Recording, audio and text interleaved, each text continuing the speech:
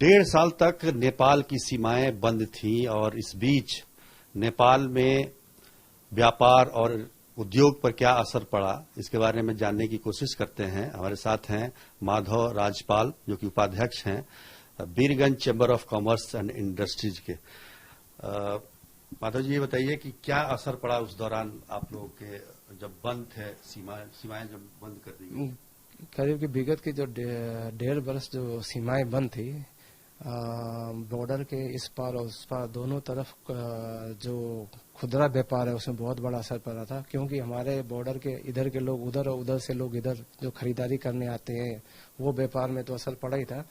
नेपाल के लिए सबसे बड़ा असर था हमारा जो पर्यटन क्षेत्र था उसको हुआ था, क्योंकि नेपाल जो एक पर्यटन के ऊपर निर्मित है और उसमें भारतीय मूल के जो हमारे यहाँ जो पर्यटक आते थे वो बहुत बड़ी मतलब अमाउंट में हमारे यहाँ बहुत बड़े तादाद में लोग आते हैं, तो वो एकदम ही रुका हुआ था। हमारे होटल व्यवसायी और इस क्षेत्र के लोग तो एकदम मोटा मोटी एकदम हालत खराब था, और जो आज ये खुला हुआ है बहुत ही बड़ा कार्य हुआ है और हमारे पर्यटन क्षेत्र के लोग बहुत ही खुश भी होते हैं। और जिस दिन खुला था उन्होंने खासकर बॉर्डर में जाके जो पहले गेस्ट आए उनको बहुत स्वागत करके उनको अंदर लेके भी आए थे।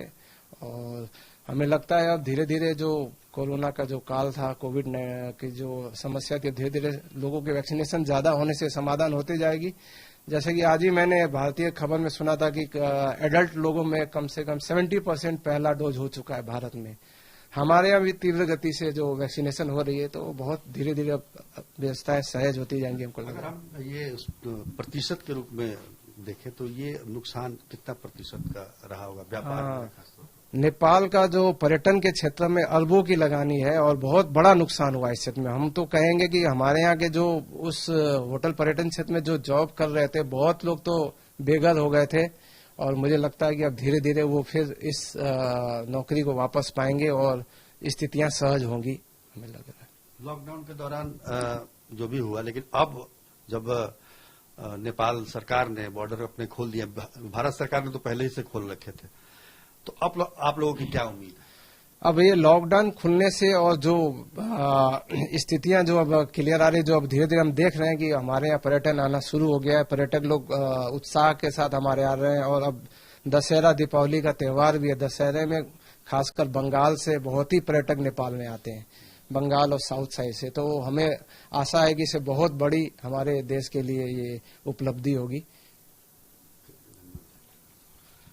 तो आशाएं हैं, उम्मीदें हैं कि अब सीमा को खोल दिया गया है, तो निश्चित तौर पर नेपाल में जो पर्यटन को लेकर जो नुकसान हुआ था उसकी भरपाई करने की